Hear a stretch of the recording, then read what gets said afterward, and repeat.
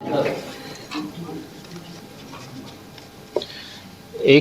बहुत ही dreaded criminal शेर खान इलियास शेरू, जो पिछले साल दिसंबर में भी एक एनकाउंटर के केस में आपस में दो ग्रुप में गोली चली थी, आपकी भी नोटिस में आया होगा।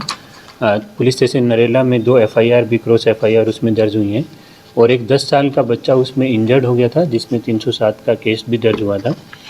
तो उसमें ये एक वांटेड क्रिमिनल है, बहुत ही ड्रेडेड क्रिमिनल है, जिस पर करीब 25 से भी ज़्यादा मुकदमे दर्ज हैं और पिछले 18-19 साल से लगातार ये वारदात किए जा रहे हैं। तो इसको कल सूचना मिली थी, क्राइम ब्रांच की टीम को सूचना मिली थी कि इसका मूवमेंट कहीं पर ट्रेस हुआ है। आउटर दिल्ली के ही बरवाला गांव के रोहिणी इलाके में इसका मूवमेंट कहीं पर ट्रेस होने की सूचना मिली थी। तो क्राइम ब्रांच की टीम ने उस पर प्रॉम्प्टली एक्शन करते हुए इस आदमी को इंटरसेप्ट करने की कोशिश की। उसमें NDR की टीम को इसको फाइनल इसके मूवमेंट्स के बारे में ट्रैकिंग का पता लगा था, तो उसको इंटरसेप्ट करने की कोशिश की। उसको आवाज़ दे करके बताया भी गया कि आप रुकिए और हम आपकी चेकिंग करना चाहते हैं। तो अपना परिचय देने के दौरान उसको बताया कि हम पुलिस से हैं, तो उसने पुलिस टीम पर फायरिंग किया। तो इस दरमियान फॉर्चुनेटली वो फायरिंग नहीं हो पाया, सक्सेस नहीं हो पाया, किसी को चोट नहीं लगी उसमें। लेकिन उसको फिर से बोला गया कि तुम रुक जाओ, ऐसी मत करो।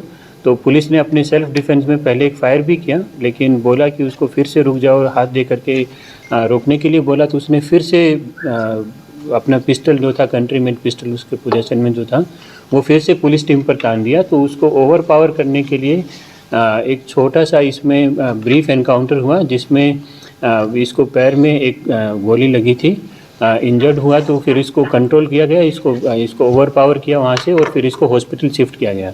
तो इस ब्रीफ एनकाउंटर के बाद इस ड्रेडेड क्रिमिनल को कल क्राइम ब्रांच की टीम ने अरेस्ट किया है और एक बड़ी सफलता इसको पाई है, क्योंकि करीब 18-19 साल से लगातार ही एक्टिव था। तो इस पर अभी कल इसको कंट्रोल करके अरेस्ट किया गया है। तो कौन-कौन से बड़े मामले थे इसके ऊपर? इस पर आई थिंक 2 तो मर्डर के केस दर्ज हैं और 307 के भी केस दर्ज हैं इसके ऊपर, और कई सारे रोबरी के भी केस इस पर दर्ज हैं। और 2008 से ये पुलिस स्टेशन नरेला से ही इसका शुरू होता है इतिहास, और लास्ट केस इसका 27वां केस जो रिकॉर्ड है ऑन रिकॉर्ड वो नरेला में ही है। 2023 का इस पर केस दर्ज है। तो करीब 18-19 साल से इसका इतिहास है, ये एक्टिव रहा है इसमें। कुल कितने राउंड गोली चली?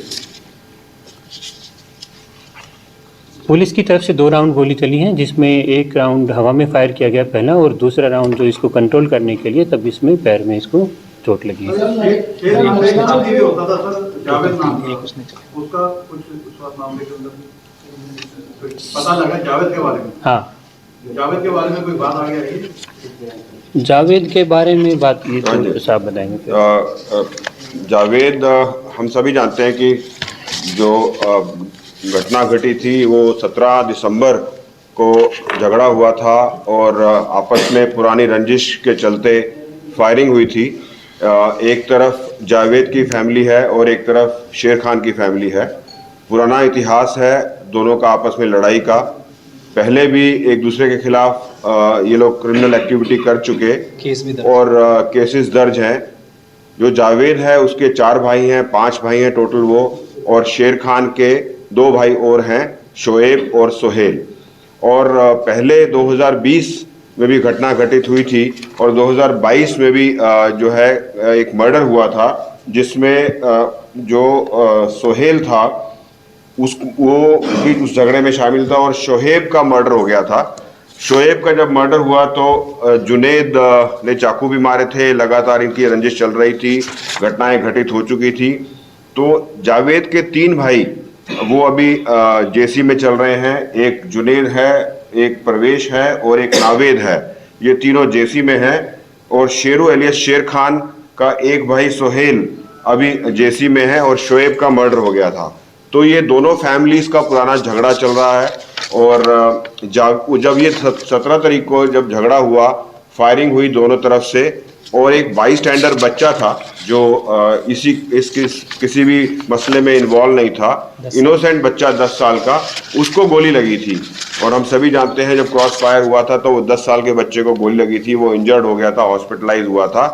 तो उस घटना के बाद शेर खान एलियस शेरू भाग गया था, फरार हो गया था, पकड़ा नहीं जा रहा था। और ये एक्टिव बीसी है नरेला का। पुराने, जैसे हमारे जॉइंट सीपी साहब ने बताया, पुराने बहुत सारे मुकदमे हैं, रॉबरी के भी हैं, मर्डर के भी हैं और अटेम्प्ट टू मर्डर के भी हैं। ऐसे ही जावेद और जावेद की फैमिली का भी जो है इतिहास वैसा ही रहा है। तो उस झगड़े के बाद जावेद भी फरार था और शेरू भी फरार था।